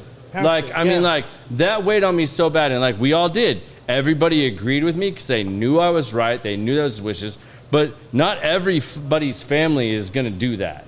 And I've watched that happen. So like, make sure your wishes are known, like we've been talking about. Make sure there's a plan when you're at that point. Because like I said, he had his best day. He was getting a pacemaker that supposedly would have made everything right the next day. But it was his time. Mm-hmm. He didn't know it was his time. It was his time. He didn't have time to say, oh, I want X, Y, Z, blah, blah, blah, blah, blah. Here you go. But I had to step up and say that at that point in time. I don't regret it because it was the right decision. Right. But at 24 years old, you don't want to be the it took me a lot of time to come to that. And I had to tell that to his parents, man. Like, I had to look my grandfather and my nana in the eye and my mom and my little brother and say that. You know how hard that was? Like, that was super tough. Yeah. Like, I just don't want to see people have to go through that. Like, have a little bit of like, I know these are tough. I hate talking about death and the what if. Like, I'm always the optimist. Like, I'm always like, don't bring that negative shit around me. Like, I don't want to ponder on negative. Like, let's talk about what we can do. What can we change? What can we work on? We're giving you guys like great advice here of somebody that deals with this day in and day out. Like, make sure you have a plan. Like, put these things in process. Have no regrets. Yeah, because like you don't want to. Today is the day. If you whatever you want to say, tomorrow's no guarantee, and it's so cliche, and it's so like, you're living your life. Tomorrow's no guarantee. My path, when I was 14, my father died. Yeah. He took his own life. 4 months later, my grandfather drowned in a boating accident that I was supposed to be on. Oh. Just like you, I didn't go on that fishing trip because I had a party to go to. I was 14. Yeah. I was 14. I had a party to go to. Yeah. So the guilt I felt, I could have been there to save him. I know how to swim. He didn't. Yeah. You can't have guilt. Yeah. You just have to know. Eliminate Everything this. happens for the reason, but don't wait till tomorrow to tell mom, dad, grandma, grandpa, whatever you think, whatever you feel. I love you. Yeah. I'm sorry, whatever it is. because tomorrow truly is no guarantee. Yeah. I mean, if my wife doesn't play Careless Whisper and boombox it outside when I'm dead, like, I'm going to be mad. Like, Right. I've joked about that long enough. That, like, it's our Deadpool joke. But I mean, like, seriously though, like, there's so many things that people can do. Like, there's nothing more I've hated, and I've seen it happen too many times where, like, people's families go to war when somebody that's close to them dies. Your immediate family. Like, family is so important, and then when it happens, it's like, well, why did that happen? You allowed that to happen. Like, you know what? But they're not here to hear you bitch about it, right, or to see the aftermath. So I'm just asking that if you have children or you have these things, like, or you have a family, don't leave it up to whatever, or that it's just going to work its way out. Have the difficult conversation. Plan it out a little bit, because, like, in the end, that's what's going to happen. You thought the little family fights that were like small little feuds and everybody's family has shit, you thought that was small and mediocre when you were like perfectly healthy and like shit was going good? Wait till the shit hits the fan or you die. Right. It's all going to get magnified and be way worse. So do yourself some good now. I have sat in family meetings, whether it's a 1-bedroom apartment in Garland with 6 siblings or a 20,000 square foot Preston Hollow with 4 siblings. It doesn't matter. It doesn't matter how much money there is. I mean, I have seen vases fly. I've seen F-bombs. I've seen and heard it all. Yeah, I'm sure. Why? What's the reason when you know you can plan ahead and save everybody a headache, a heartache, and you don't need to guess. Even if they don't agree with you, like, right. What if somebody doesn't want to be, like, the family has a tradition of being buried in this cemetery? What if you didn't want to be buried there? Who knows that? You want to be cremated. You want your ashes spread on a family plot. You don't care. You want your 2 sons to use your ashes and get a tattoo. Joke, Mom. Whatever it is. Yeah, I mean, whatever it is. I had a client whose the joke was that his dad wanted to be cremated and flushed. Yeah. And so he had to explain to their family, Dad was joking. We are not flushing his. Yeah. Yeah. But I mean, like, that stuff's real. But when you make your wishes known, there's no guessing, so there's no fighting, there's no arguing, and quite honestly, your wishes are honored. So plan ahead. Isn't that what you want in the end? Of course, that's what you want. Like, you just want it to be the way you want it. Like, I don't want a funeral. I'll say this on this podcast so people know. I don't want a funeral. I want people to come and celebrate my life. Like, I want to be cremated. I want my loved ones, my wife, whoever is still around, to be able to spread my ashes. Do with them as you please. You want a tattoo with it? Get it. Go for it. That's cool. But TJ, not just an idea. No, I'm not just kidding. just do you want to be cremated, but you have to go a step further. Where do you want your ashes spread? That's the big thing is, don't stop there. Right. Like, there's so far that this can go, but I'm just saying, like, so many details past that. like, but people don't want to have those conversations. Nobody wants to sit and think about death. I mean, at least I don't. I mean, I'm sure there's some really morbid people and some people that have a different comfort level with death. I don't. Like, I don't want to sit and talk about this. Like, it's very morbid. That's very Debbie Downer. Like, that's not, but there's a productive way to do it. And if you're doing it for the right reasons, like, at least do it for your loved ones. But look at pre-death, up to death. Mm-hmm. It starts with a diagnosis. Let's take the keys away. Well, there's family fight number 1. Yeah. Oh, that's Dad's independence. He can drive to the grocery store. He's fine. He's fine. Most accidents happen within 5-mile radius of your house. Yeah. Do you want that to be your legacy? Yeah. Killing the little kid that ran across the street to get the ball? Mom, Dad? Do or you really legally, need to like drive? what you said earlier that I think is a very important point. If you wait till the diagnosis, there are some diagnoses that once that diagnosis is out, that ship sailed. Your ship is gone. Yep. Like, you can no longer call your attorney friend and go, I just got diagnosed with blah, blah, blah. I now want you to write my will because now I know that the writing's on the wall. Mm-hmm. If you wait until the writing is on the wall, you are effed. It's too late. Yeah. Like, legally, if that's challenged in the court of law, you did that after the fact, and you have now already had a diagnosis that deems that not legally binding. But correct? True. But the problem is people think, oh, I don't have an estate. I don't have money. I don't need to call a lawyer and do all this. Yeah. Money or not, you still have wishes, personal wishes. Yeah. There's still costs associated with even just your funeral. Sure. Like, at least lay that out for people. You know what a funeral costs? Oh my God, it's ridiculous. Wow. Yeah. Wow. Plan ahead. Plan ahead. A friend of mine owns a funeral home. And I mean, dude, all day, you know day, somebody in everything. Yeah. Yeah. All right, well, let's talk about that. Like, let's get off the, like, being, like, all serious and, like, downer stuff. Like, let's talk about some fun stuff now. All right, let's talk some fun stuff.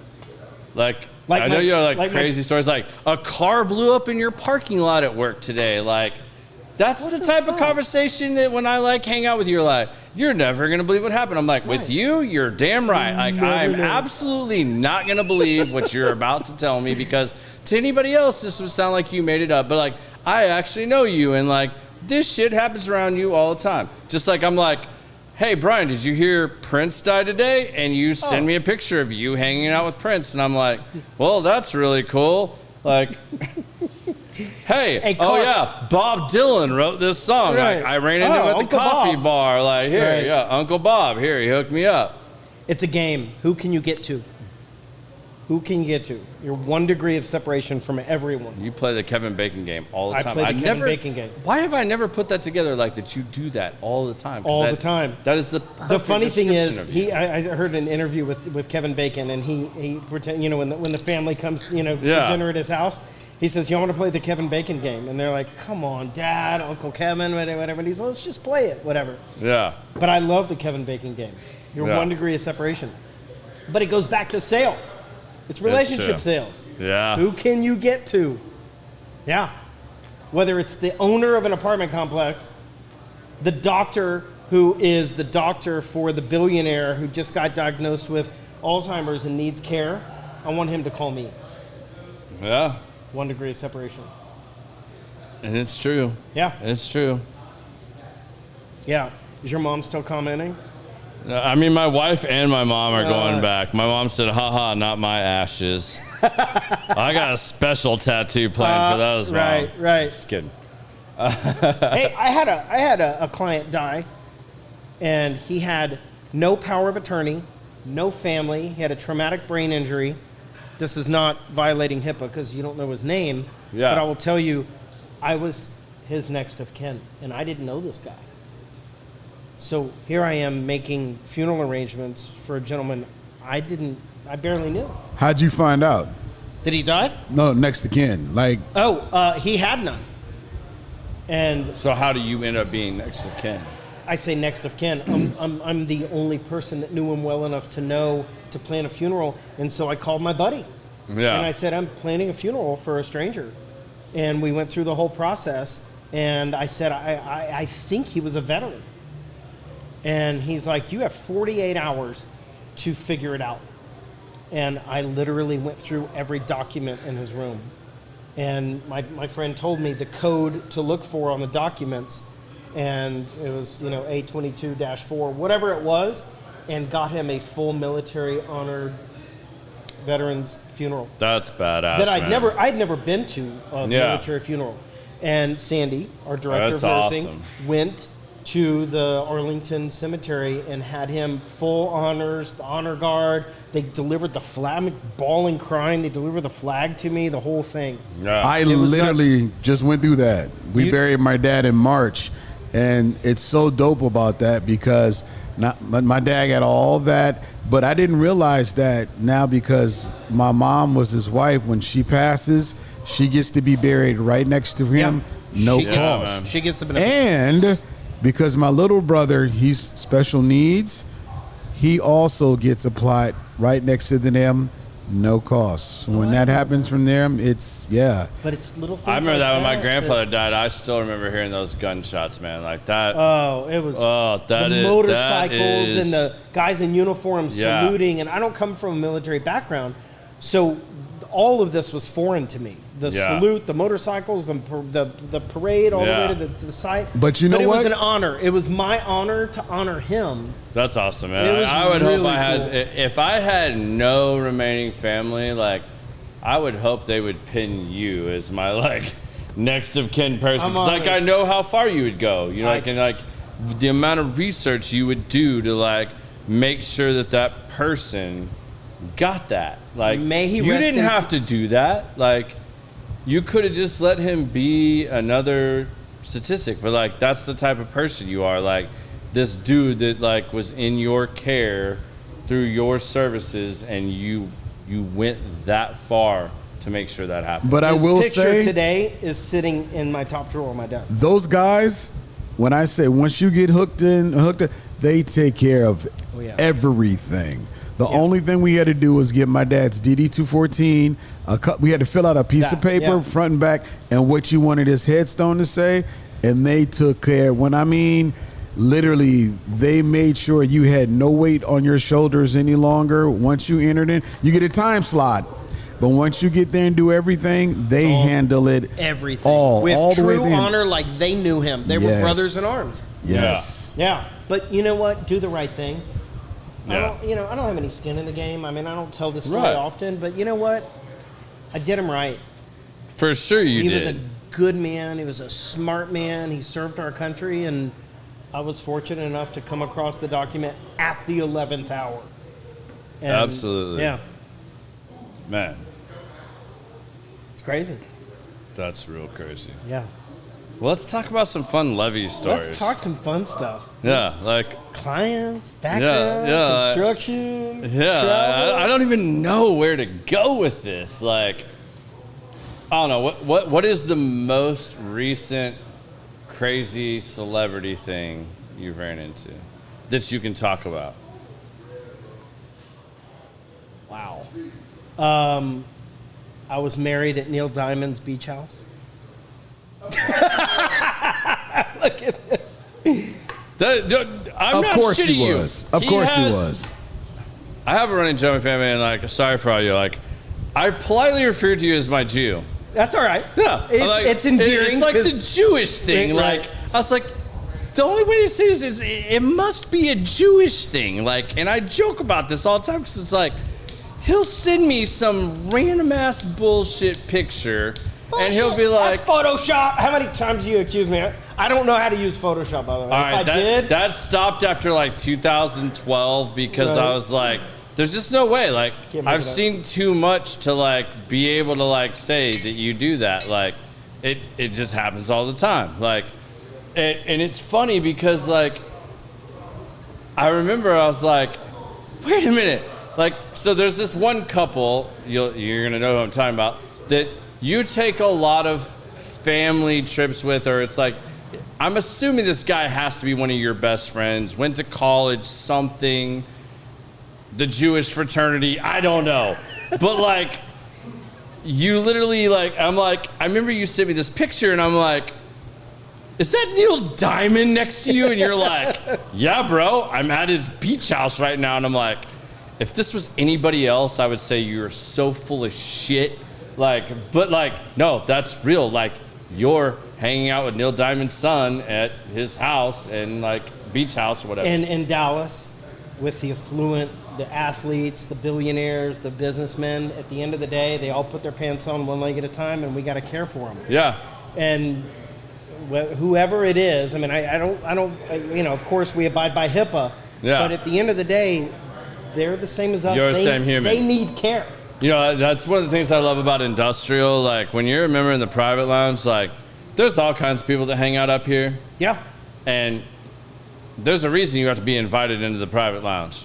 Because you know what? We all treat those people with the same amount of respect. Because at the end of the day, you're just another dude or female that wants to come and enjoy a cigar. Yeah. And you want to sit down and have some, like, casual, you want to be treated like a normal human being. Like, it's the same thing. Like, I always say, like, I make fun of you because you always want a picture taken and you but not at you're a like restaurant. the photo bomb. But not at a restaurant. Not in a restaurant. I'll give you that. None I of one yours are scruple. like That's almost it. none of yours are ever in a restaurant. No. But like, I'm the same way. Like, I don't ask anybody famous or whatever I've met, like, famous on whatever that means to you, by the way. Right. Because famous can mean a lot of things. But I don't want your autograph. I'd rather shake your hand and say nice to meet you and have a 5-minute conversation with you. My favorite celebrity stories are the ones that don't involve pictures. that involve the conversation. Mm-hmm. You know, Mickey Rourke telling me how much he loves Austin and how great the women are and the food and the atmosphere and we're talking about Texas. Now, I love my picture with him because he's got the gold tooth and it's a great story, but we're connected. We're connecting, we're talking. Yeah, you know? Exactly. Like you got to have I would rather have the 5 minutes of a relationship or conversation with you than have your freaking autograph. Like, what are you going to do with that? Not David Robinson. Tim Duncan. Oh, Ran into him at Best Buy. Like I was an idol. Oh my God, it's Tim Duncan. And I told him, growing up, I was such a fan. I mean, it's just the two of us at Best Buy. There wasn't a customer in sight. And he's a Spurs fan. We fight about this too. Yes, we do. But we were having this moment. And I said, I'm such a huge fan. I'd love a picture. And he says, I don't take pictures, but I'll sign something for you. And I'm like, I don't want an autograph. I mean, what am I going to do with an autograph? I'm going to remember this moment. I want it documented. My first TA. Oh, I got you on this. And this is a Maverick story. F you Spurs. Still hate the Spurs. And Mike Bibby. Don't like Sacramento Kings either. And I know he's jacked and would kick my ass. Whatever. But my first TA at San Antonio, the Mavericks, I think they were playing the Rock. No, they were playing the Spurs. It was playing the Spurs. They were staying at the same hotel as us for TAA. And I get in the elevator. I left the bar to go change because we were going to go somewhere else. They're like, you need to put a collared shirt on. I was like, all right, cool. I'll go up and change. I get on the elevator. Dirk's on the elevator with me. I'm like, it's Dirk. So cool. So cool. Took a picture with me. I look like a fat little Oompa Loompa midget next to him. And it's like, this is so weird. I'm 6 foot tall. And I legit look like a midget next to him. Imagine what my picture I imagine like. with you next to Tim Duncan. It's one I don't like to show. I'm laughing inside about this right now. It's painful. Yeah, it's awesome. He took the picture with you? Dirk did. Here's the good one, though. Dirk did. David, that one in San Antonio was when David Robinson spoke. Yep. I had my picture taken with him at that show. Yep. And again, I look abnormally short, and I'm not, so I don't know what the fuck you're saying. One ring to rule them all. But, yeah, it's like Mutt and Jeff. Yeah. So the best part of this was, though, I go back downstairs, and the girls that were, like, hanging out with us and stuff are all latched onto this dude, and I'm trying to figure out who this dude is, like, 'cause I know I've seen him before. It was Casey, like, the head Mavs trainer. And I was like, all right, he's a good-looking dude. Like, I get it. Like, all right, that's why they're following him around. Well, when I figured out what it was, I got introduced. We talked for a little bit. Well, then, like, when we're walking out, Eric Dampier comes walking in. And I'm like, I go up to, like, a couple girls go up, get their picture with him, and I walk up, and I'm like, what's up, Damp? I'm like, hey, bro, can I take a picture with you, man? Like, really nice to meet you, man. Great game tonight. Like, that was awesome. Big fan. Can I get a picture with you? He's like, I don't take pictures with bros. And I'm like, really, dude? Like, you don't take pictures with bros? And at that time, Casey, the trainer's walking up with a couple of the girls. Right. They're like hounding over him and stuff like that. I'm like, all right, I get it. And like, when he walks up, I was like, hey, man, don't I know you? And Casey looks at me, he's like, because like we just met in the bar. And I was like, yeah, you're the dude that shoots the T-shirts out of the gun at the Mavs game. Yeah. And Dampier lost his mind, like started laughing his ass off. He was like, yeah, that's a T-shirt guy. And like started busting on him, like, because he saw it was like these girls and like Damp started getting him. He's like, hey man, you want that picture? Just get over here. We're doing this quick. And took a picture of me. I guarantee I'm the only dude that got a picture with Dampier. But it was chicks are the key to a photo op. Casey came up to me afterwards. He's like, you're a dick. And I was like, what did I do? He's like, T-shirt guy? Really? Do you know how much shit I'm going to hear now? Like, they're going to call me T-shirt guy for I don't know how long. But that's going to go through the whole effing locker room. I was like, my bad, bro. I was just trying to make him laugh because he was being a dick and wouldn't take a picture with a bro. Right. And he's like, I get it, man. But always always have the beautiful woman with you, and you'll always get the photo op. Oh man. Yeah. Yeah. I don't know about that. Like, I mean, you photobob and Dog the Bounty Hunter and all kinds of stuff. Yeah, that was not pretty. Yeah, that was not pretty. No. I would have rather seen the TMZ story where you got your ass kicked by Dog the Bounty Hunter. That would have been way better. Beth got in on that one. Yeah. Oh, yeah. Robin Leach. Beth probably hit you with the taser. That would have been awesome. Yeah. Security and, never been arrested. Wait.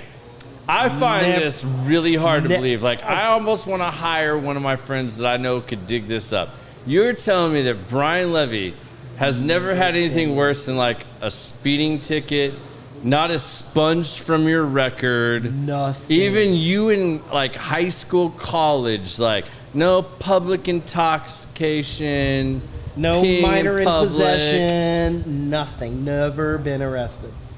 It's something I'm proud of. I mean, I've tried. Believe me, I put some effort into it. This might actually be the most unbelievable thing you've ever check the record. Told me. Never been arrested. That's impressive. Right? All right, bro. But I have tried. I believe that. Yeah.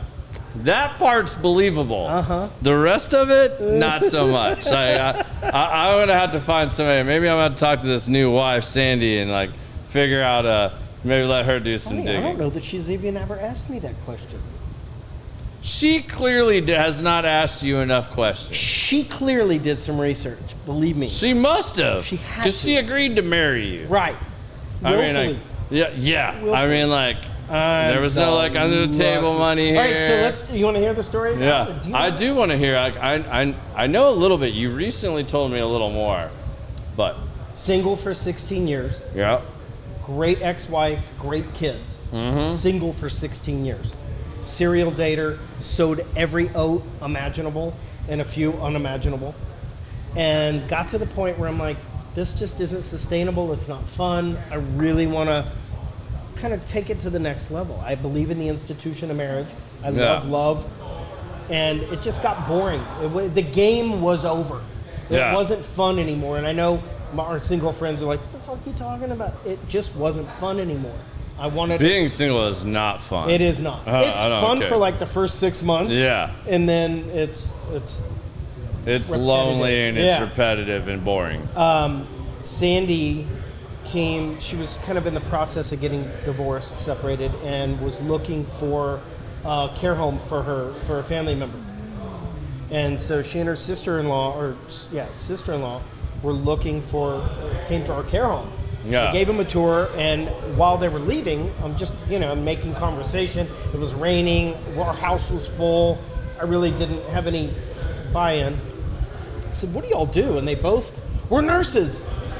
And I'm like, all right.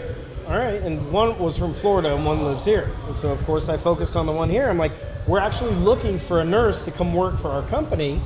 Well, Sandy had been at Scottish Rite doing pediatrics for almost 20 years. She was interested in geriatrics. I'm like, all right, this is starting to jive. So, and I wasn't thinking romantically. I was just thinking, oh, well, this is a great opportunity for you to come We need the lie detector test right now. And so we hired her. Well, at that time, I had a couple of women in rotation in my bench. I had a bench. Mm-hmm. And so, we hired her. She's, working for our company. And, every morning or every Monday morning, it was, how was your weekend? How was your weekend? It was fun. We were office friends. And how was your weekend? Well, let me show you this girl. And I went on a date with this one. I did this. And, it was just like, she was nauseated. I know you, so I still can't wait to meet her because she agreed to even go on a date with you after all this. Completely nauseated with this story. And so as time went on, I kind of started clearing the bench thinking, this is fun. And I asked her out. Just as friends, no big deal. And we got engaged and now we're married. How shortly after you asking her out did you guys get engaged? About a year. A year. It's not bad. I waited long enough. I did not want to wait. I knew right away. I'm like, this is my soulmate. I'm done. I got married after a year. Yeah. We did it after a year. Actually, my wife pushed it up. This is all the believable part.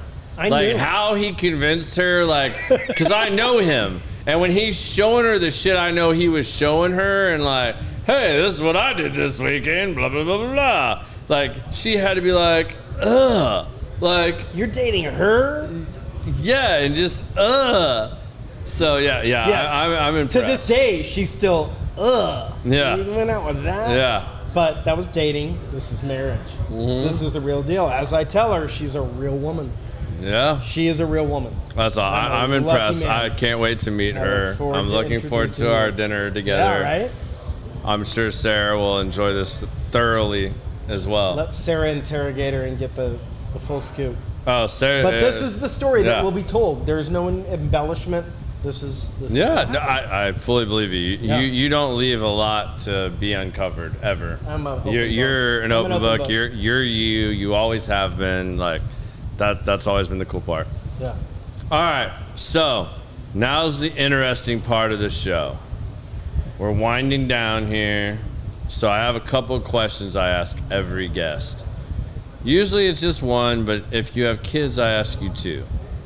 So you have two twin boys, which, man, like, I feel so old now. Like, you were, like, asking me about helping them find their first apartment and stuff recently. Right? And I'm like, God, I remember when they were, like, diapers. Yeah, they were, like, little kids. And I'm just like, and they're so identical, it's not even funny. It's a little less now.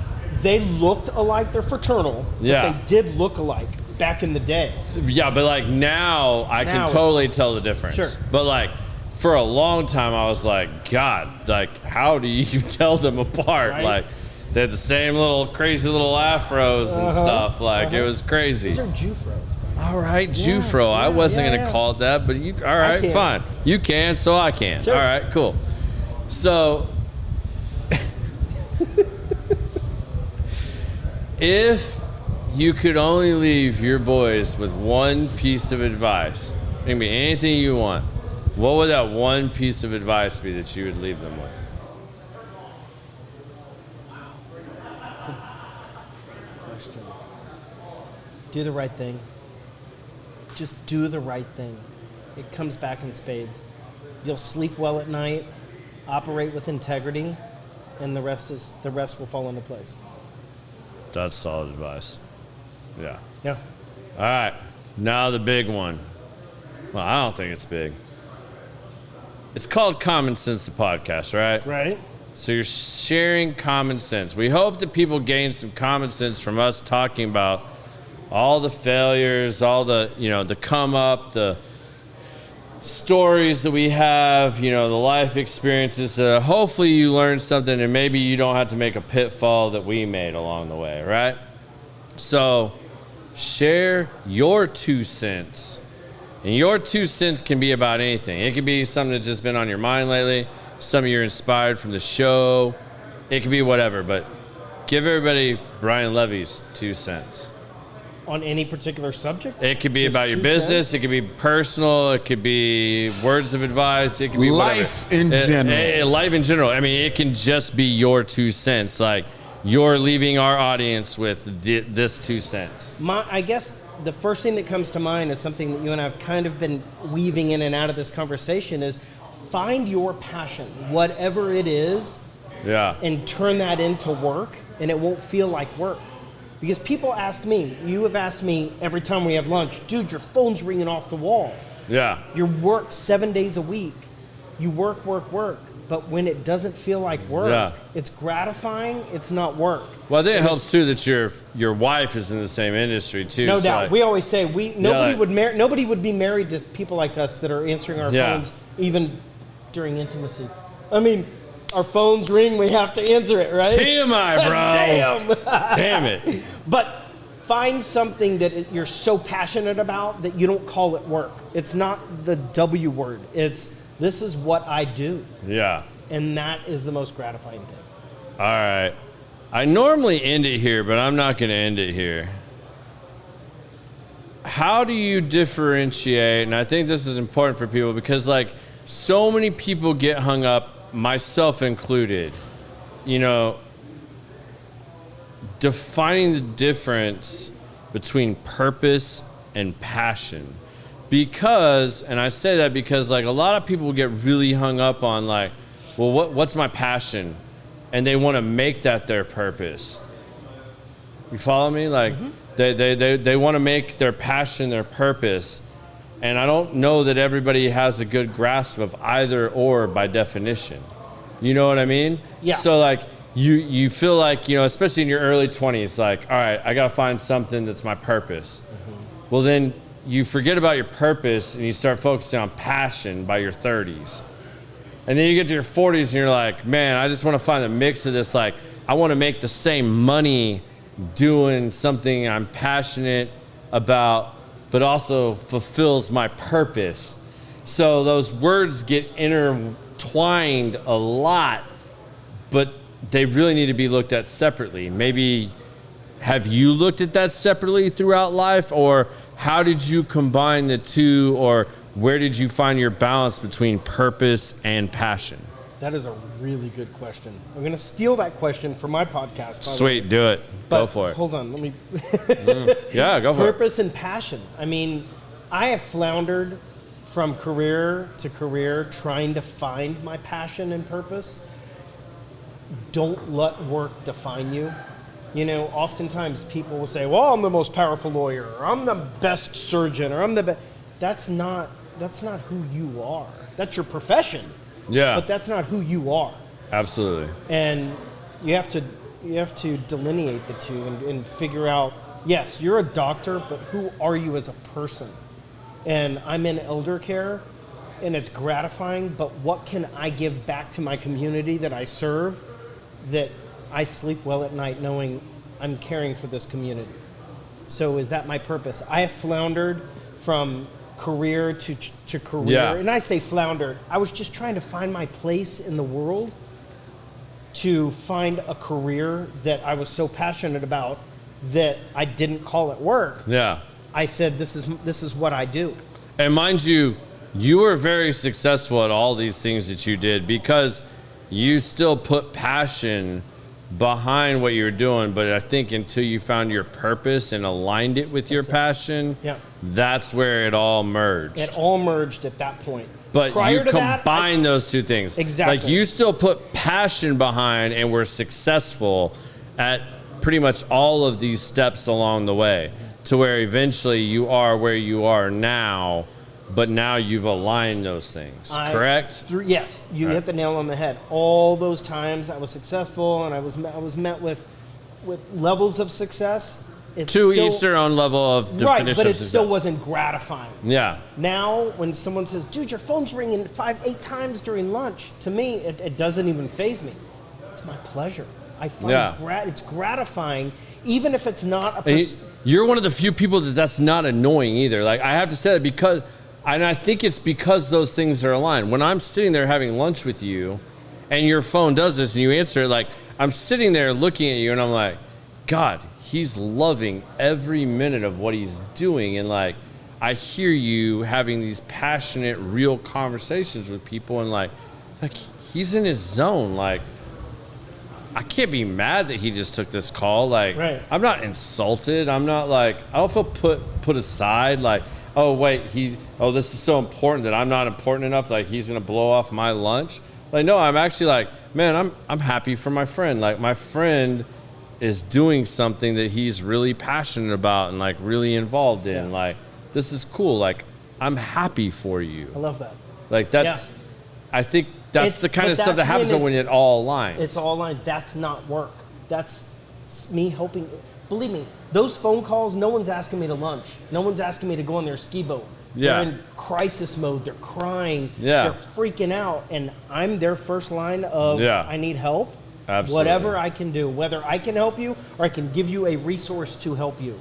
Absolutely. Hence the podcast. That's what that's all about, is to help people navigate the complex maze of elder care. Awesome, man. Just want to help. Well, dude, thank you so much for coming and doing this show, man.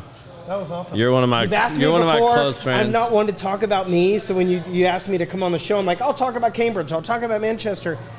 You kind of forget what you're doing when you're here, though, right? Absolutely. Because we're just two guys sharing a cigar, having some drinks. I ordered a pizza 2 hours ago, and here we are. So you must order from the wrong damn place. All right, folks. I really hope you guys enjoyed this show. We're going to get into deeper conversations like this as you guys see my posts over the last couple weeks. I do have a big announcement. I said that over the last couple weeks. The show is moving to Thursdays. Like, it works out for us. The remodel that's going on here at Industrial, Biz and I's schedule, and a lot of the guests, it's freeing up and allowing us to get some of the guests that we want. So starting next week, same time, same place. You can find us on YouTube and Facebook Live, but it's going to be Thursdays, 6 to 8. You guys can catch us here. We'll be doing what we do. I got some interesting guests coming up for you guys. I got another industry one coming up. Y'all wanted industry people, so Brian that was like 50-50 industry. Next week, I've got the Bear Brothers, is what I like to call them, Bear Paint. I've got Mario Garita and Randy Rivers coming on the show. What's up, Mario? Yeah, we're going to rock that one out. I've got, Tony Hills that you guys heard in season 1. I felt like I didn't do that one justice, so I'm bringing Tony in to really dive into a book that he referred me to, The Creature from Jekyll Island.